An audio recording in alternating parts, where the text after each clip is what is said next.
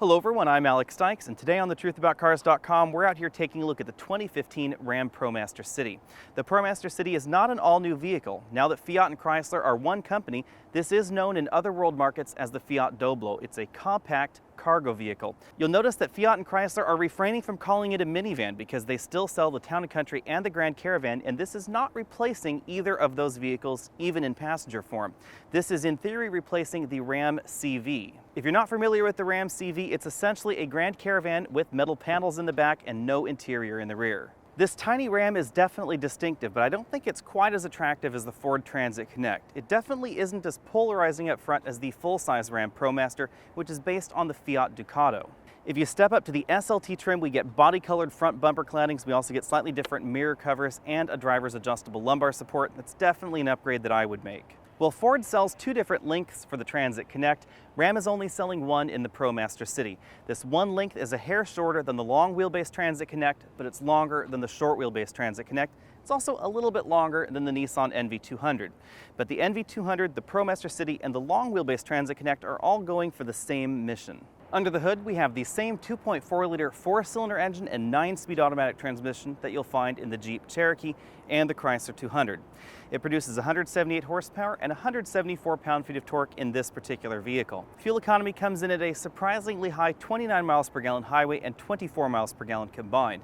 Key thing here is that this is about the same amount of power that you'll get out of the 1.6-liter EcoBoost engine in the Transit Connect and about 48 horsepower more than the Nissan NV200. When it comes to hauling, you can tow 2,000 pounds with your ProMaster City. You can put just over 1,800 pounds inside the cargo area, and that's assuming you get the cargo version, not the wagon version we're looking at.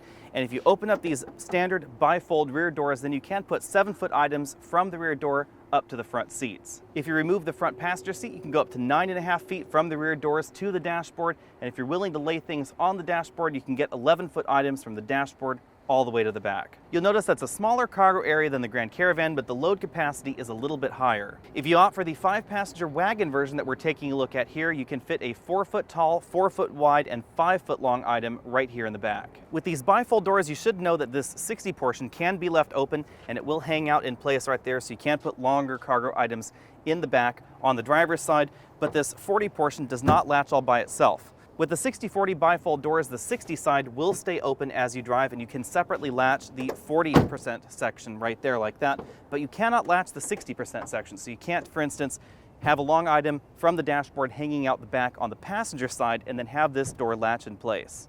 The ProMaster's interior is definitely Euro-funky. Not a whole lot's changed from the Fiat Doblo to make this the ProMaster City.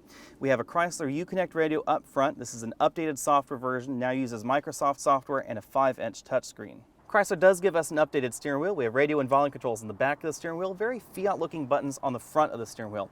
The instrument cluster is straight out of the Fiat Doblo, except we get miles per hour on the gauges instead of kilometers. As you'd expect in a commercial vehicle, the dashboard is molded out of all hard-touch plastics. It'd be very easy to clean. A little storage cubby right over here on the passenger side. Above the sun visors and dome lights, we have a small storage cubby. It's not quite deep enough for letter documents that way, but you can fit them in that direction. You can also put cameras or other small knickknacks up there. There's a small net to help keep those cargo items in place. The most unusual thing in this interior is the door release lever, which also doubles as the lock and unlock lever in the car. So we pull it up to open the door. If you want to lock the doors, you push it down. It also functions as the electric lock and unlock button. Getting in and out of the back seats is made very easy by the sliding side door. However, it doesn't open as far as your average American minivan. That's because of the track on the side door. It can't go as far back because there isn't as much vehicle for that track to ride on. However, the rear seats are very comfortable. They're firmly padded, but they're also higher off the ground than you'll find in most vehicles. We get a surprising amount of lumbar support in the back, definitely more than we get in the front seat. And thanks to a very wide bench seat, it's very easy to fit 3 adults across the back. The upright profile of the ProMaster definitely gives us some serious headroom in here. I have about 7 inches of headroom left. However, I only have about 1.5 inches of legroom left sitting right here behind myself. This front seat is all the way back in its tracks, but I could sit back here for a few hours. The first thing you'll notice about the ProMaster City out on the road is this 9-speed automatic transmission. It has a very low first gear and a very tall 9th gear. That means we get better off-the-line acceleration, even though we still go from 0 to 60 in about 9.5 seconds. That's somewhere around Prius territory. It's not terribly swift, but it feels faster than it actually is. The close low ratios in this transmission help make it feel a little bit more connected to the driver than the Transit Connect or that Nissan NV200, which does use a CVT.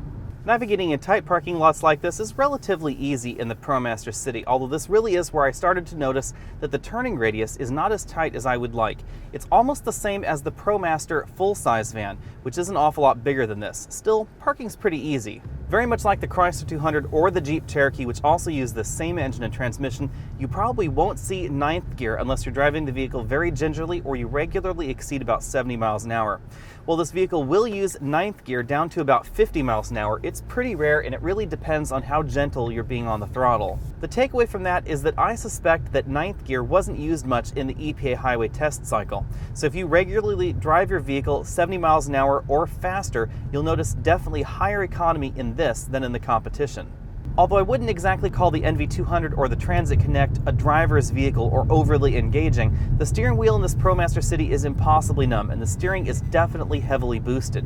That means that I found it a little bit more difficult to drive this vehicle out on winding mountain roads because it was harder to tell where the vehicle was really pointing. To counter that, the ProMaster has one of the best controlled rides in this segment, and that's all down to the independent rear suspension, which you don't find in most of the compact cargo vehicles in the world, let alone in the United States. The NV200 especially uses a solid rear axle, and it feels unsettled over broken pavement. Generally, you use a solid axle to increase payload capacity, but this vehicle has an independent rear suspension with coil springs and the highest load capacity in the segment. Over a short 3 days and 355 miles, I have averaged 23.5 miles per gallon, which is fairly good for a vehicle of this size. Keep in mind we have a 9-speed automatic, a 4-cylinder engine under the hood, and relatively narrow tires at 215 width. However, this thing is shaped like a brick, so that really does come into play when you're looking at fuel economy. On a one-way trip on level highway, 60 miles, going 70 miles an hour, I was able to average 33 miles per gallon with the air conditioning off. That's all thanks to that 9-speed automatic and the fact that the engine was barely loafing at around 1500 RPM at 70 miles an hour. Although this isn't too far away from the Mazda 5 in terms of overall size, it definitely doesn't handle like a Mazda 5. That's thanks to those 215 width tires and a relatively high center of gravity. We also have an aggressive stability control system in this vehicle, which means that handling is not exactly the ProMaster City's forte. The ProMaster City really is aimed at the customer that's after a high level of urban practicality and excellent highway fuel economy, and unfortunately those two things don't necessarily go together with wide tires. Starting at just over $23,000, pricing on the ProMaster City is fairly comparable to the Transit Connect. It's a little bit less expensive when you adjust for feature content depending on the trim level you get. The Transit Connect is definitely trying to be both a cargo vehicle like this and a minivan alternative to those mainstream minivans. And that really shows on the inside with 7-passenger seating available, leather seats, a Vista moonroof, and dual-zone climate control. However, you will pay for those options because the Transit Connect gets up to about $33,000. Nissan's Envy is the least expensive entry in this segment, starting just over $20,000, but you get fewer features in that vehicle, less power, and less cargo room. Personally, my pick in this segment would be the Grand Caravan AVP. It's just over $21,000, which means it's actually less expensive than the ProMaster City. Well, it's true that you cannot get a forklift up very easily to that hatch in the back because it doesn't have the bifolding rear doors. I would buy one of those, I'd keep the seats in the vehicle, and I would just throw cargo in the back because you do have the option of that 7-passenger seating or all that cargo room. You can also fit 8-foot-long items in the Caravan, which I find very, very handy. Admittedly, you won't get the same kind of highway fuel economy in the Caravan as we did in the ProMaster City. I was very easily able to average about 33 miles per gallon on level open highway at 70 miles an hour. You just can't do that in the Caravan. However, the Caravan has 105 more horsepower and it doesn't really weigh that much more than the ProMaster City. And it also has wider tires, so it handles better, it's faster, and the reduction in fuel economy is only about 4 miles per gallon on average. Thanks for taking the time to check out this video. Again, I'm Alex Dykes with thetruthaboutcars.com. Go ahead and click the subscribe banner at the top of your screen and you'll be updated on all of our latest videos. You can also find us over at thetruthaboutcars.com for the latest news, reviews, and more. You can also find us over at facebook.com. I'll see you next week.